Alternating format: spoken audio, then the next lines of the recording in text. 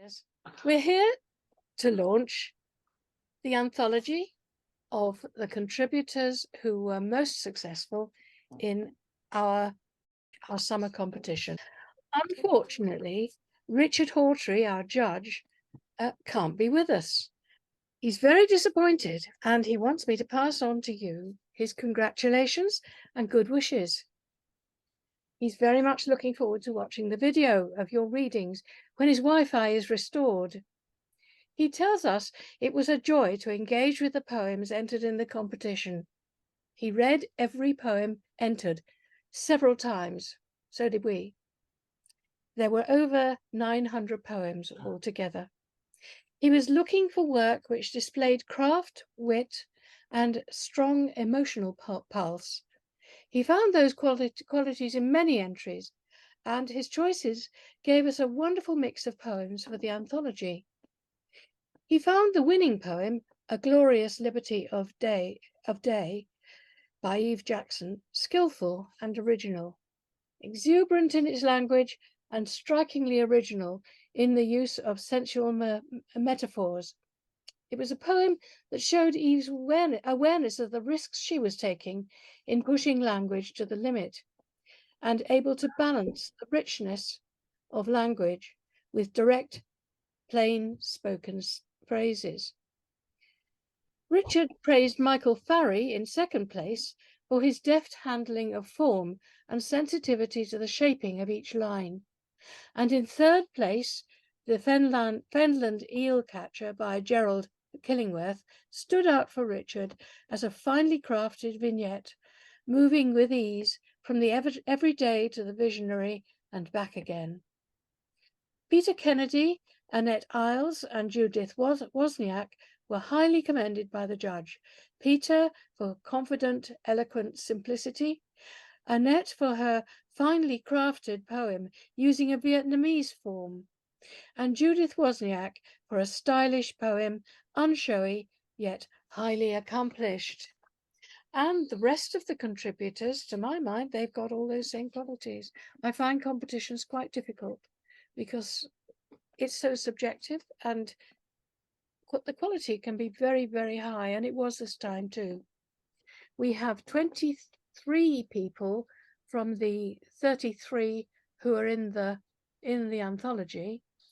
Now I'm going to ask everybody to mute so that we don't disturb each other by accidentally moving things.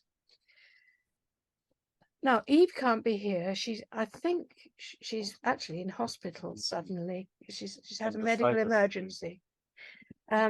So I'm going to read her poem.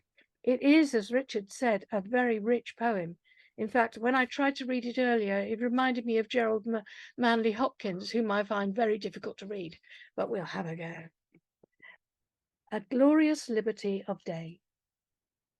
Away from my daily commute, where here rushes past, eyes bulge with blurred scenes and speed enters and rejects the constant, cuts between green tree, allotments plant figures in stoop, reach, kneel, angles grown into shared contentment in patches of England.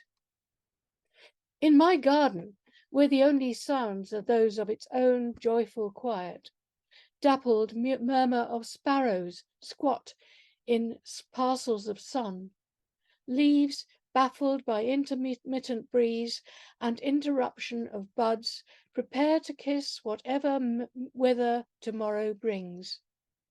It feels like a glorious liberty of day, already made wider by swallows sweeing, unpeeling blue, as I bend to plug a gaping border with soft scent of familiars, lemon balm, lavender, apple mint. My awkward limbs poke disturbance, pull leftovers from spring, trouble snails from sleep. I see the uncertainty of red admirals wandering, bands and bums of bees, listen to language foraging, matching their foraging, tempted by pink caves, my own ear. I kneel between the mischief of aquilegias, nodding their bonnets, from where they were not put, the knee-high sway of webby love in a mist. I magnify seeing to silver-soldered beetles, scurrying grits of light, an earth-wearing worm. My shadow hung on osteospermum long enough for it to consider night. A ladybird marches my arm as if I were a known place. Roots cling with white-clawed rightfulness as my trowel bickers with stony earth. Come evening, the spill and slop of myself has all but emptied. My knees, bull's eyes of saw and dirt. Plants sucked up enough compliments. I wheel the dot dash, rumble roll barrelful, wince at the stop-start screech of lazy wheel. The sun, having toiled for hours, finally tires. Not even the distant thatched roof of cedar can hold its weight. And that's the winning poem. Wonderful. Extraordinary thing. Extraordinary poem. Lovely. Lovely one, yes. Now we're going to Michael. continue to second place, which is Michael Farry. So shall we all make sure we're muted? And Michael, would you like to unmute? Okay, you can hear me okay? Right, okay. Well, I'd just like to say thanks to Janice and Donald for organising the competition and doing the pamphlet. And thanks to Richard as well, of course, for choosing my poem for some reason. And congratulations to everyone else who's included in this lovely pamphlet. This poem is a father-son poem, of course. Daedalus and Icarus, we're all familiar with the story. It was actually begun at an Arvon course in the Hurst earlier this year. And it also brings in nursing homes. I'm slightly fascinated by nursing homes. Myself and a friend visit our local nursing home every week. I read poetry, he sings songs, and the patients or the residents sing along. So all of those themes sort of come together in this. I'll try sharing the screen.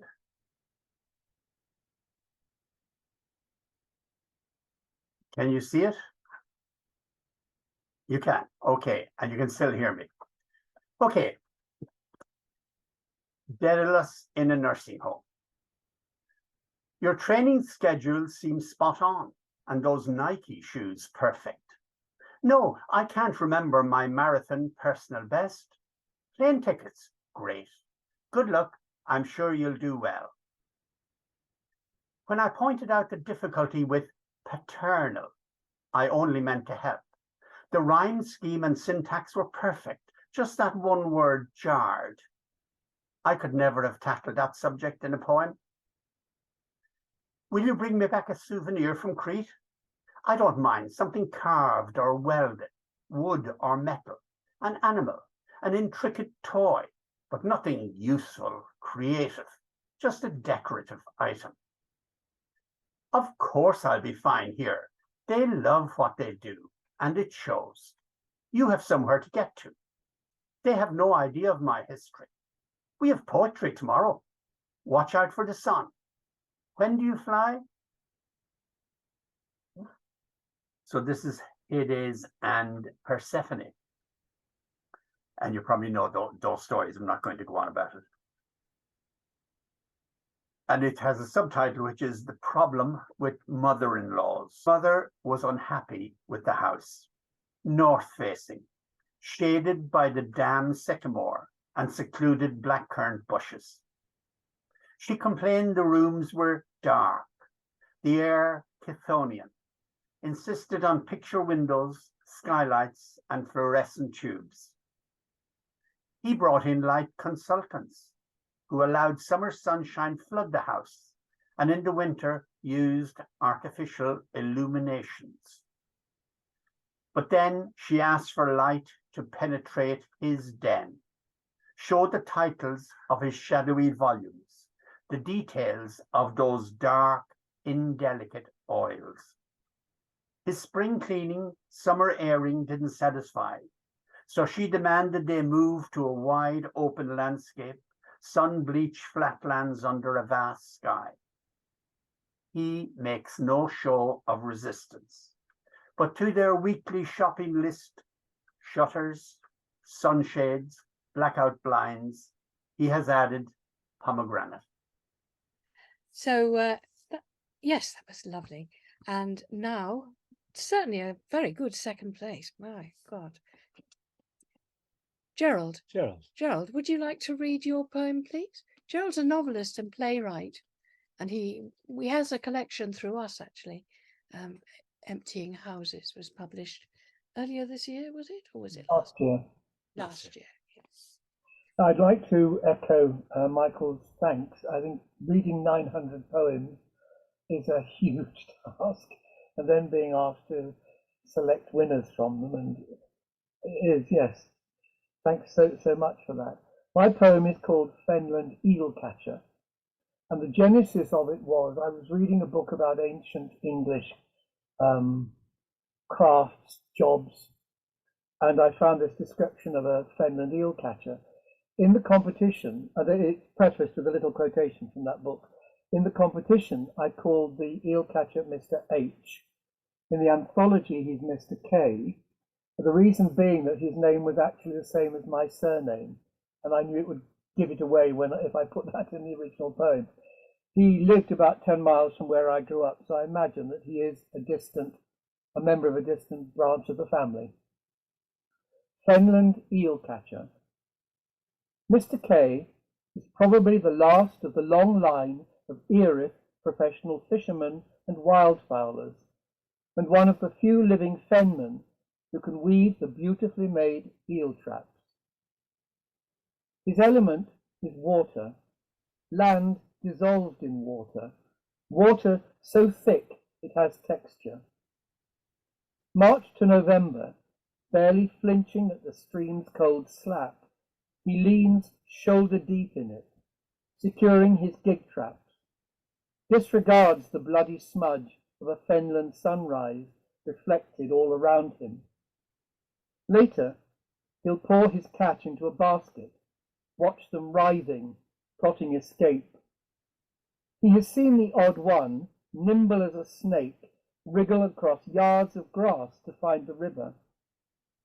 He doesn't begrudge these heroes their moment. They'll be tempted by some other baited worm. He says you need that square of sack to hold them, warns they're never to be eaten raw. He's grown used to the give of river silt, the cushioning of weed and root, prefers soft going to hard trackways across fields. Evening, and he looks up for the first time all day, nods skywards as if to say, I know you're there, you other element, wide and wild as an ocean. He drops his chin again, time to clean the tools and think of supper. Bacon, not fish. That was great. It is so lovely to hear the poems rather than simply reading them on the page. That does read very well on the page as well. Thank you, Gerald. Now we go on to the 3 commended poets, highly commended poets. And the first one we have, I think, is Annette. Annette Isles, would you like to read for us? Yes. Can you hear me? Yes, we can. That's fine. Occasionally there's problems with the Zoom here. Yeah, it's lovely to be here and lovely, as you say, hearing the poems. Mine is very short, as I think you said in the introduction. It's a Vietnamese form.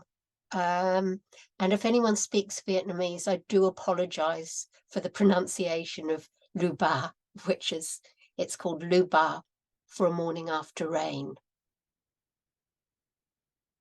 The day wakes washed so clean, even the pigeons seem shampooed and set, fresh feathered. New grass, lush as if it grew last night, slates slippery with light, wet leaves scattering bright sequins on paths pearled with snails, in the hedge a thrush. No one can say what droughts, floods, wildfires may savage us, but today savour this soft touch of summer.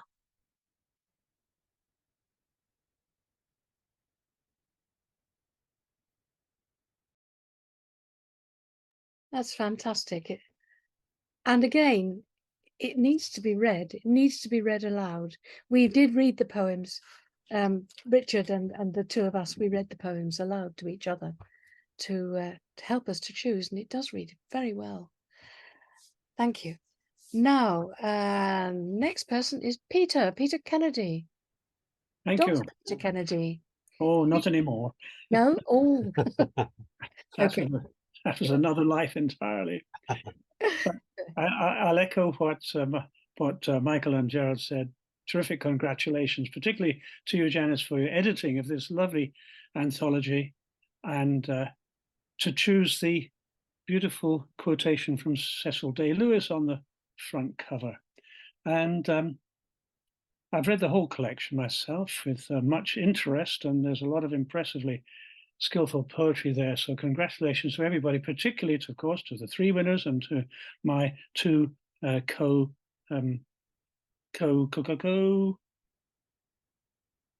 what's the word? Commendees. Commended. That's what commendees will do fine. So, you know, everybody here is washed with noon, but I stand before you veritably washed with imposter syndrome. It's a brief poem. I had really no expectations that Richard Hawtrey would be so kind as to commend it. But there you are, and thank you again. The background of the poem is that it is a family member whom I remember from my childhood, which was many, many decades ago. And my mother was from South Wales. We had cousins in Pembrokeshire. When my daughter saw this poem, as I sent it in to Janice and Donald, she said, "Dad, why didn't you tell me that Mia is a family name?" And I said, "No, it's not Mia, it's Mai, which is the Welsh for May, the month of May." And I said, "But of course, Ardylfil is a family name, if you'd like to use that." She didn't call her own daughter Ardylfil, she called her Mia. But this is Mai Myfanwy. Mai Myfanwy Ardylfil Rhys, my mother's cousin's only daughter. I remember you so well. You were a dab hand at the musical bells. Your wood-framed carillon of harmonically tuned bells was brought out that afternoon in the small Welsh village for you to play for us at your mum's cottage. What thrilled us even more than your tune on the bells was that you then tucked your skirt into your knickers and stood on your head.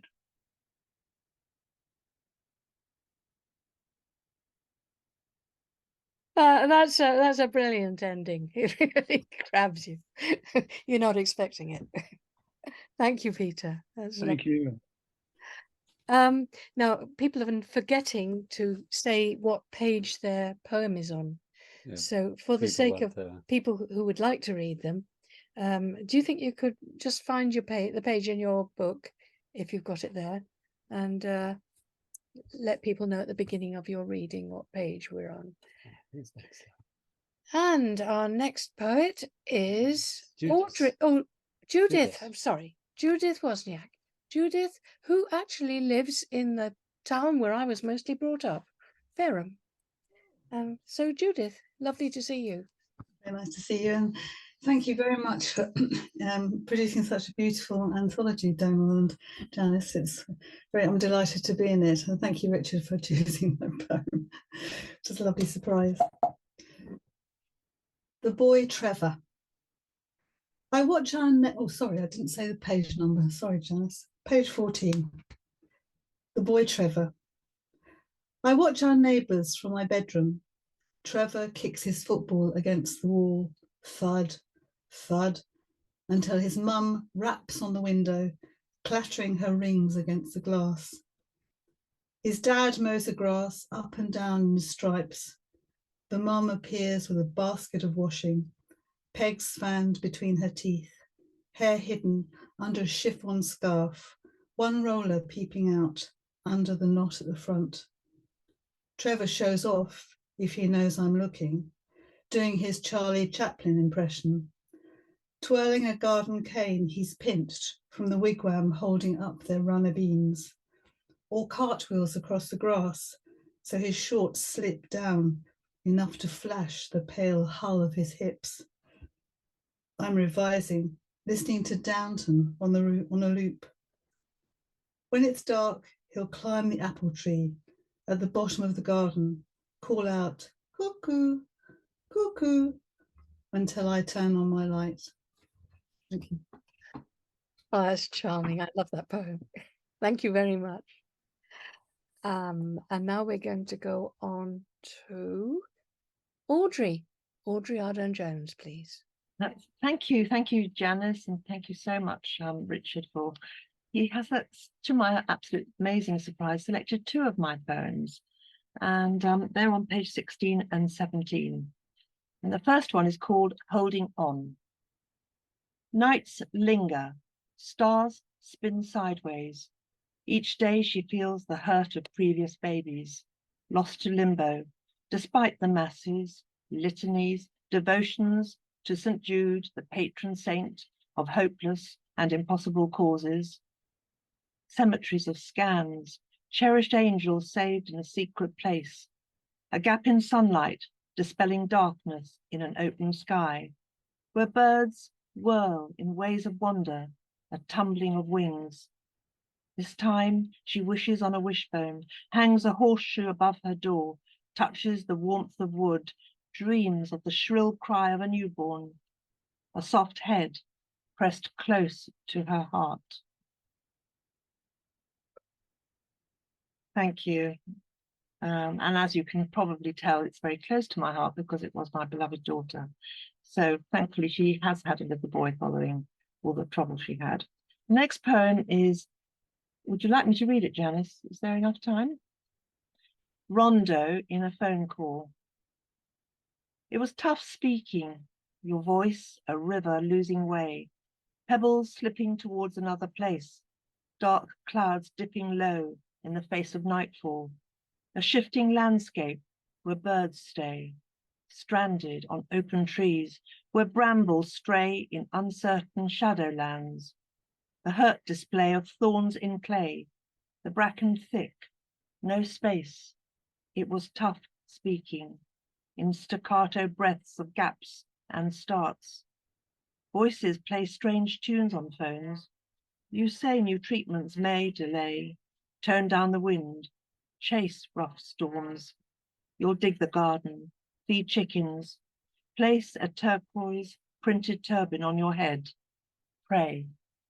It was tough speaking. Thank you. And congratulations to everyone else. I think it's the most wonderful anthology. It really is. So do we. No, thank you so much. Lovely to be in it. Thank you. That was a very, very good use of that strange form, the rondo, I thought. Lovely. And now, Clark now. yes, Ian. Ian Clark, please. Thank you very much indeed. I know a cliche. Can you hear me all right, everybody? Yes. Yes, it's on page 24, and it's called Kate. Kate was the name of my grandmother, and this was, we were on holiday in 1963, a long time ago, and my sister and I, who was 4 at the time, and I was about 8, I think, we decided to walk along this sea bank, and we didn't tell anybody we'd gone. So they went searching for us. And this is kind of a memory of that. And also kind of a, what would happen if we didn't come back kind of thing. Anyway, it's called Kate. And it's also Gerald, the second Fenland poem in the anthology, although this doesn't necessarily mention the Fens. Kate, I've slipped my lead, walking the river's feral edge. There's barbed wire, rusted leaves, dark water running deep. her smile miles away. And where silence thickens, sets, and shadows breathe, where moon cries take root, come up blind. She won't find me here, I'm out of bounds, but the tide turns me back through the wolf deep dark that holds its breath, plays dead, past that creek lost along grass, the wind in the chimney of no one's addressed, then home to her whispered lullaby, our walks to hawthorns, bread and cheese, white dead nettles, sweet nectar. Now I'm back after 50 years, all voices swept to the distance, no skylark or lapwing, no hearse leaving for winter, her ashes to scatter where the river slows, leaving me to a towering silence, a high spring tide turning in its sleep. Lovely, Ian. Thank you, thank you. Ian you. was one of the first poets who we published, whose pamphlet we published, weren't you? I That was, was yeah. 5 years ago almost. It was, yes, Yeah. yeah, even 6. Yes, I think it was Yeah, 6. yeah. Yes. We gave an amazing reading at the Poetry Cafe. Yes. It was wonderful. Yes. My God. So, yes, that was lovely, that poem. Thank you. Well, as everybody else's is. They wouldn't be there otherwise. Victoria, could we hear from you, please? There you are. Yeah. My poem is on page 51. Hopefully everyone can hear me all right. Playing ball tonight. It sort of knows there's some excitement on the line, maybe, I don't know. It's called Zebra Crossing. And the reason, I suppose I need to give a bit of, the reason I wrote it, it's part of a pamphlet that I'm putting together about the fact that my parents are from different parts of the world and I was raised in England. So that gives you a little bit of context. I would stand holding your hand, Daddy, at the zebra crossing, like Snoopy sat by your other side waiting for the cars to. A herd of large, angry red buses came to a halt at the local park, and I never thought, only a decade ago before me, in the Rift Valley and watch real zebras crossing. My child from yours, though high up in the concrete jungle of South London, we too, sister, a light reflected, a pack moving, a tribe dancing. Now we're going to see Jim Conwell. Jim, are you there?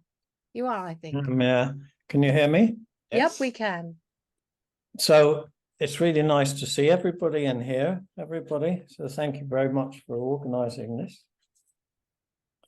I'm going to read 2 poems. That's okay, yeah? Yeah. So the first poem is on page 41, and it's called Concerning the Men. The grey calf is choking in long racking spasms, and the men stand around in a circle. Their curiosity is casual as they talk together in low voices, cigarettes cupped in rough fists. I am a small child outside their house, straining to hear a conversation, but they are impenetrable, inside themselves, gone away. Thank you.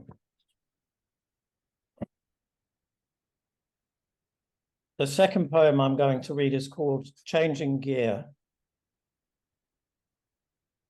Before I knew what gears were, let alone how to change them, I could hear that cars and buses, particularly if they were going uphill, made a distinct sound.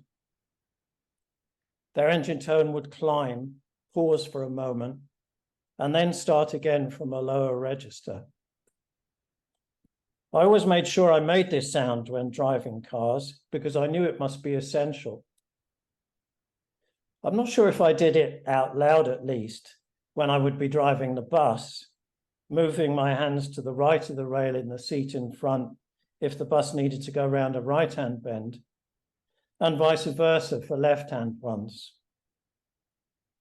I never crashed a bus, didn't even get into a scrape, not when I was driving anyway. My dad was not a good driver. He was too nervous. He once got someone drive into the back of him because they had not anticipated his hesitation. I don't expect that helped his nerves either. We didn't get on in the car when he was teaching me to drive, and it would usually end up with me drawing into the curb and getting out, making sure to slam the door hard, and then walking home. Typical adolescent dramatics. I was good at them. Not as good as bus driving, but pretty good. Thank you. Oh, Jim, you've entered our competition earlier in the year too, didn't you? Yeah. Your sense of humour really appeals. Thank you. Thank you very much. Okay. And next we have Greg Freeman, who is well known to us, I have to admit, because he does the reviews and the news on Write Out Loud, which is now partly live and partly online. So, where are you? I haven't got to Up top, I'm here. I'm here. Yes. Hello. Off you go. Right, I'll try and share screen. I'm on page 25. Here we are. Yeah. This poem is about a lovely Northumberland coastal village, which some of you may know, called Allenmouth. We moved to Northumberland a year ago, but this was written 2 years ago when we were still scouting out the territory. And it's on page 25. Allenmouth. Kipper pate in the cafe. We occupy the beach in folding chairs, surveying the sea like the two old pals we have become. Bake in the sun. The tide strolls in. Swallows skitter over sand. Black-headed gulls quarrel. Lapwing cries sorrowfully. Still mourning how 200 years ago a dissenting storm reset the river, left a church marooned, port silted up. The wind rises. Crossing the river becomes unwise. We return via the fairway, wary of overhead oblivion. Thank you. Thank you. It's a shame it's so short, isn't it? You can read another one if you want to. Oh no, that's fine. That's enough for me. Thank you. Well, that's a gorgeous one. And just, well, I will say thank you very much for this wonderful anthology, a lovely cover, which positively glows. And thank you very much to Richard for including my poem. Yes, well, he'll see your thanks because he's going to look at this video. Very interested. And so we're going to hear from Moira now. Moira Garland, please. Moira's in Leeds, another northerner. I am indeed. And I'm going to screen share. Good. But I'll just say thank you very much to Janice and Donal and to Richard Hawtrey for producing this lovely anthology. And it's lovely to hear everybody else reading theirs as well. And I've put a little bit of explanation on this for anybody who doesn't know, except I now can't see it. Oh, now I can. So the Countess of Lovelace, for anybody who doesn't know, was born Augusta Aden King, became Countess of Lovelace, was actually a daughter of Byron. She was a mathematician and writer, and known best for her work on the proposed mechanical general purpose computer, the analytical engine, and this was all early mid 19th century. Countess of Lovelace, a flaming dragon. She travelled on land by vintage aeroplane. Her roars burgeoned like rolls of paper, hills laughing in purple delight. Ada analysed the problem in London, the dancing dragon. She inspected bird bones after it returned from the corner shop for spice. Dewsbury Swifts tweet differently to Huddersfield. the happiness of candy, Pontefract cakes an added extra. Ada weaves flowers and leaves, steam engine, flyology, c'est la jolie vie. Instacats know her languages. Have you listened to her red-hot dialect? Thank you. Thank you, Moira. That's great. I don't know if you probably don't know, but Richard himself wrote a poem about a lady inventor who again managed to get herself the money to make her inventions work. At Petworth, she married the lord there, didn't she? I can't remember her name now. Very interesting subject. Thank you. Okay. And Jean. next we have Jean Grimsey, please, who is all the way down in Teignmouth, I expect. Yes? Is she here? Yes, I'm down here listening to the wind. Oh, yes. Hello. Anyway, I'm not screen sharing, but I will read. I'm on page 44.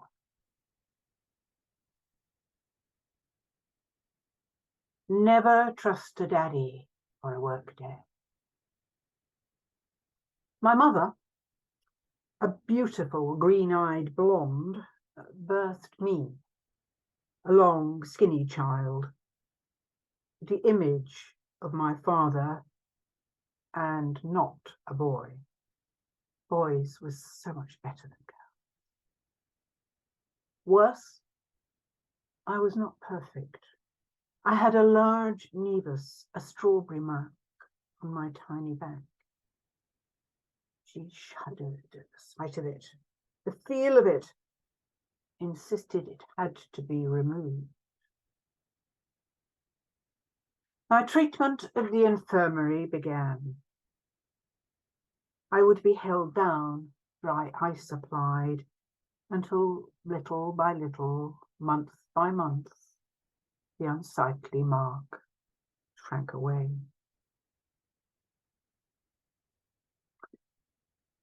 A lifetime later, I sat soaking up every last detail of my father's memories while I could. And he talked about taking me to the infirmary one day. My mother was probably ill. She was often ill. I've never forgotten that look. The one you gave me when you were less than 2. The one that said I was a bad, bad. Don't you remember? Oh, you were so excited to be out with me on a work day. But when I wheeled the pushchair on past the park, towards the hospital and the dry ice, you turned and looked at me with your big brown eyes. I still have a shadow on my back. Oh, sad memories. Thank you. And Sarah. Sarah lives by the river in Abingdon. I hope you're all right. Yes, it's fine. It flooded in 2007, but hasn't since then. No, maybe it's too far north to get flooded this time. Anyway, thank you, everybody. Thank you, Janice and Donald and Richard. It's a lovely evening, and I was thrilled to bits to get 2 in. I still can't quite believe it. So if I can read them both, the second one's quite short. The first one's about John Keats, and I was very aware that what he died of all those years ago, so young, he could have been cured. So I decided now, if he'd been born later, so I decided to save him. Pages 28 and 29. Saving John Keats. A small man, delicately brave, his face a pale and haunting plea. Reflections fleck his hazel eyes. He is not ready for the grave. I take him to John Radcliffe Hospital for antibiotics, intensive care, until his breath like a soft breeze lives, easing leaden-eyed despairs. I heat up Heinz tomato soup, spoon it into his pale-lipped mouth, while Fanny Braun holds his hand as we wait and pass the winter months. She gazes at Keats as his world takes wing, and in her heart a nightingale sings. The day they travel home, her hair is softly lifted by the winnowing wind. He writes sonnets long held in his mind in the notebook I bought him in Blackwell. And the second one, thank you. The second one, I was thinking about Houdini, and I thought it must have been bloody awful for his wife. Can you imagine it? So I thought, well, I'll write about her, and the things in it are true. Bess Houdini. As he untied the clove-hitches in his pyjama cords, did she practice the controlled breathing, or did she consider running off with Nathaniel the locksmith from Birmingham for an easier life? When he was chained inside an oversized milk can, or hanging upside down in a straitjacket from a tall building, did she reminisce about the time he escaped from the belly of a whale in Boston? When he died, did she put her ear to the ground and ask him, was he just doing the death stunt? Did she expect him to escape? Did she beg him? Would he please get up now? Did she? Oh, it's worse than being married to a poet, isn't it? Lovely poems, thank you. Thank you very much. Oh, we've decided not to have a break because people are being very good. They're sticking to the timing, and we're going to go on. I hope you don't mind. You can always turn your video off and go and have a drink or whatever you need. Or in the break. courses. Yeah. Now, the next person should be Maxwell Minkler. Unfortunately, one of his children's been taken ill, so he can't come along. We're thinking of him and hoping everything's all right, but he can't. Yes. Would you like to read his poem for us? No, don't know. Okay. Find him. Max wrote about his dad. Now, Maxwell Minkler, there he is. It's on page 32. Okay, I'll read it. And it's called Family Business by Maxwell Minkler. Family business. My father wanders the house in his plaid blue bathrobe without knowing why. His shuffles itch at me, the static of a black room, as he cuts the deck of deep night. Are you a walking meditation, Father? Is the bathrobe parading you around again? Have you found your name? There are intervals folded into the air, unmapped origami moments between us, little slips of still wild time. He pockets them in his robe. Tell me something, Father, of their taste, their slick, papery feel between thumb and forefinger, their ability to skip right across the surface. Catch us something we can use. Wake, remember, show your hand. I'll be small enough to learn. We thought that was a beautiful poem. And I do hope that Max is all right, and his little, I don't know if he's a boy or a girl, but his child is okay. We've got Sandra now. No, Sandra. And Sandra lives in Jersey, lucky girl, except not today. It's not lucky today. Very wet. Jersey. So we love the Channel Islands. Didn't we? Thank you, Janice and Diana. Lovely to be here and to Judge Richard. This is a beautiful book. Thank you. This is called Jean Fetches Her Father Out the Pub, 1947. It's on page 50. Gran's already thrown his dinner at the cat, threatens his Sunday best will desert through the upstairs sash if he doesn't get his ass back in 5 flat. Jean's 9-year-old legs scamper the street, past the half-bulldozed ration store to the Crown and Anchor. His corner is awash with smoke. Pint glasses are lining up, pipe held to attention at the left of his mouth. Gran said when he came back, he always shrugged his shoulders as if to heave a country off. Thank you. I've got another one if that's okay. Yes, do. Yes. Yes. It's just been published by Lit Sharp, which is a new magazine, so anyone wants to send stuff there. It's called I Am the Wanting Blue. I want to whirl my weed in sea pools, sweep salt crust from high rocks. I want to sign my name up the bank, nosh on clover, leave souvenir shells. I want to slam up the street, shock rainwash with side tide silt. And you, I want you. I want you to know my rhythm of wave. My body of waters wants to see which your water. Let my spice brine seep slow.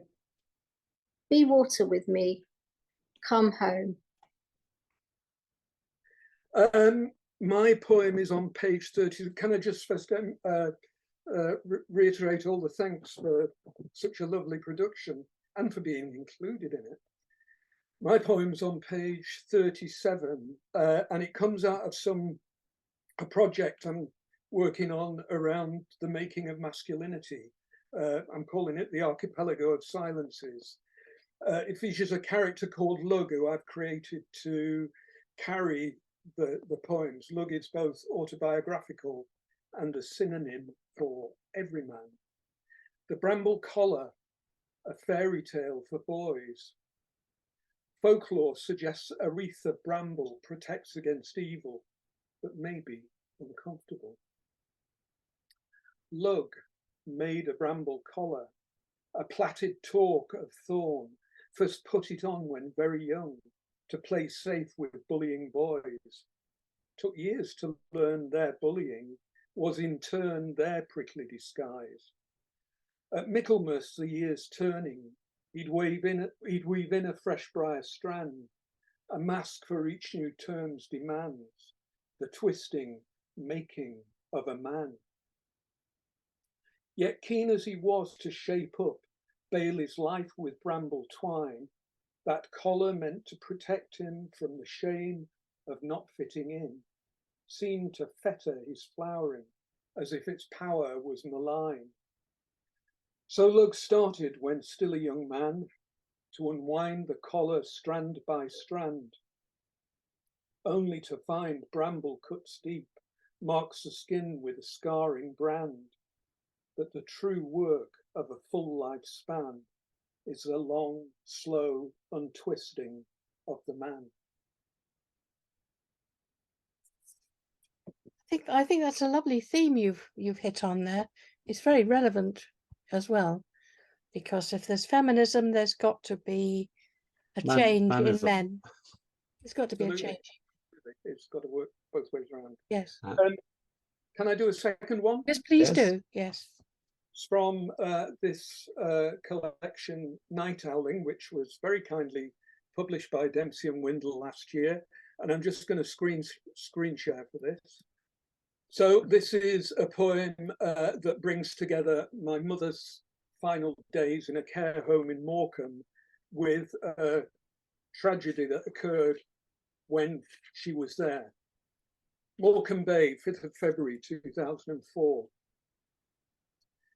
This floating world, realm of earth relinquished by land, dominion of the moonstruck sea, where evening's peach pinks and harebell blues fade to grey, a curtain drawn on the dying day.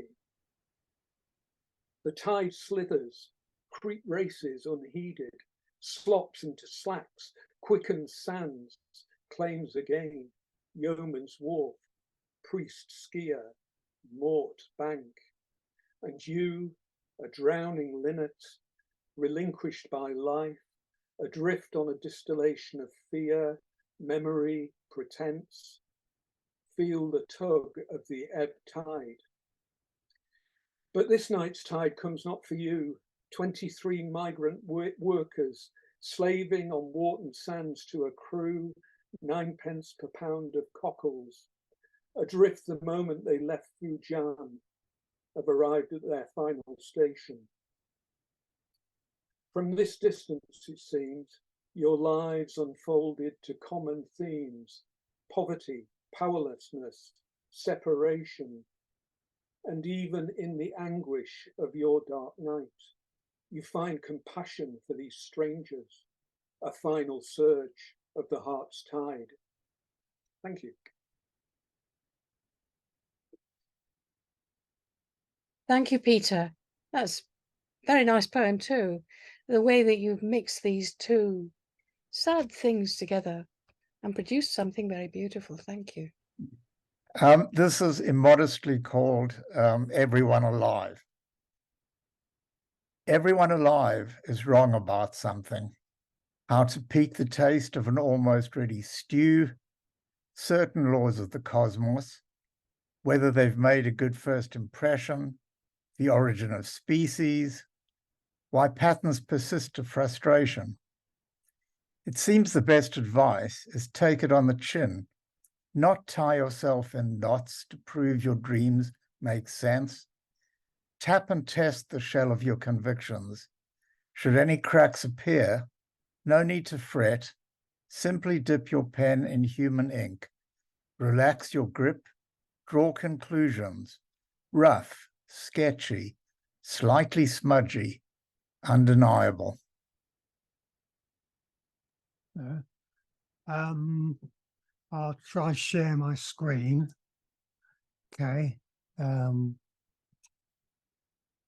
The poem is on page 54 and it's a golden shovel. So the idea is that the last word in each line makes up part of the poem, The Owl and the Pussycat. So the owl and the pussycat went to sea in a beautiful pea green boat.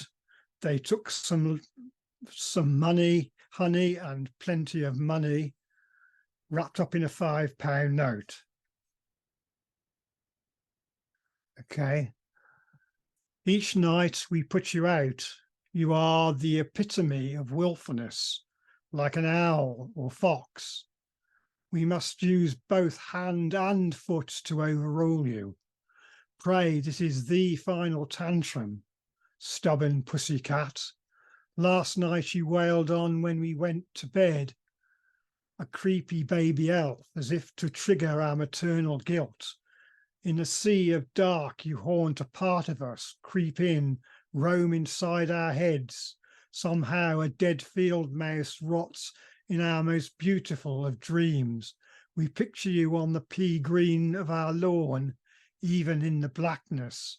A ghostly boat ferries us.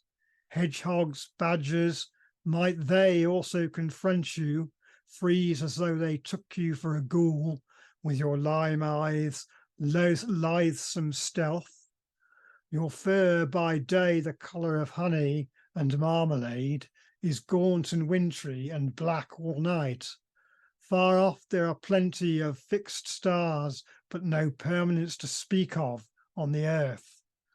The moon, like dropped money, charms the eye, while all the trees are wrapped in their own shadows, hedges folded up, footpaths riven the far hills, merging in on a land of distant blindness. Such a world you bring home like a caught bird, where 5 minutes is an epoch. A £2 rock has a soul. Each murmur is a crying note. Yeah, thanks for everyone for including 2 of my poems in the anthology. The original inspiration for the first poem is pictures like that, yeah. Well, the other one is a more famous one by Van Gogh.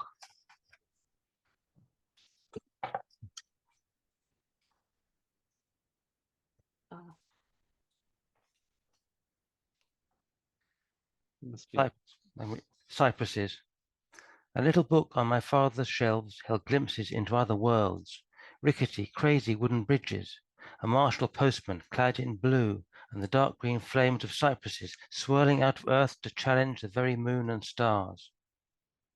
To see the row of striving trees at the bottom of our garden, screen against flats, what a sense life leaping high from clay. Many years on, they tower here over this garden, aging giants, even a few fronds brown and drooping. Across the road I see the future, stark fingers on skeleton arms, pointing vainly into pale blue while the dying limbs sag. Everything again, was a sad ending that almost fits in with the next one. Family visit. Following Mum's van, roundabout and roundabout. Following Mum's van, down and up the car parks. You climb into your wheelchair, down in a lift we go, through corridors, down tunnels. Ask friendly porter the way to Ashwell Ward, up in a lift we go. Plastic gloves to me and you, plastic aprons for me and you, surgical masks for me and you. COVID on the ward, 2 visitors at a time, please. Mum and brother shuffle out. Dad's in an armchair, gives us a little smile, glances round the bay, confidential tone. You know, this is really a restaurant, but they won't let me touch the wine. And that's actually the Lister Hospital, Stevenage, if anyone knows that town.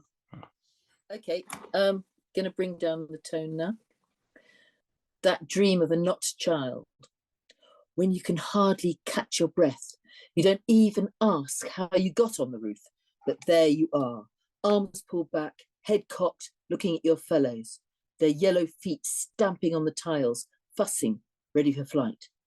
Are you ready to go with them in that swirl of freedom, tightly turning as one in the thermals, an artful goodbye to the land and all the humdrum human stuff, homework, baths, the having to stand up when grown-ups come in the room, offer them your chair.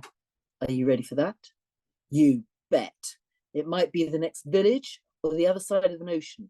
You don't know and you don't care.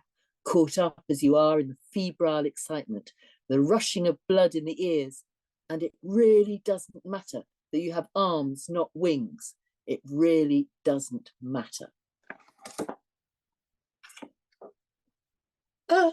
I wrote that, and then I read it, and then I thought, kids don't stand up when grown-ups come into a room these days. And they don't offer them their chair. However, never mind. The other side is silence. The other side of silence has a musty smell of ticking clocks and sometimes streams through sunsets or a howling wind. It sits comfortably in the car on long journeys, or tight-lipped, breath held, cold and taut. It's just a look away from no return. It's the cotton wool quiet of waking on the first snowfall of winter, white, bright light through the curtains. The other side of silence can kick you in the teeth or kiss your neck before sleeping. I also want to say how lovely it is to be part of the evening and part of the anthology. But I'm not going to read the poem that's in the anthology, which is called My Mother's Tongue, and is, I think, on page 38. I'm not going to read it because it needs an Irish accent.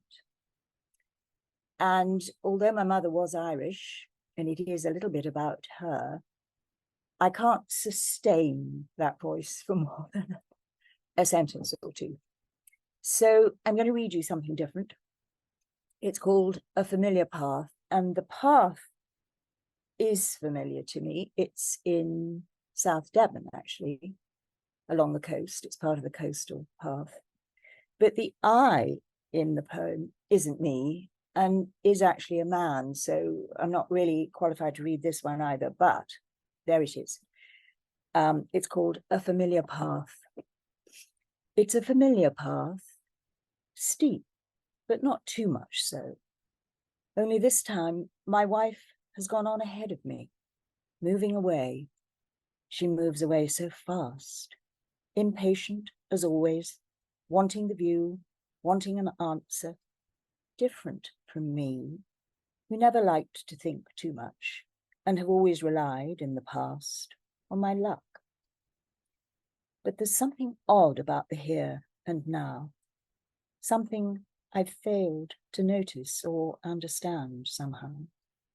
There should be cliffs with the sea on one side, bee sands behind us, and the incoming tide rising.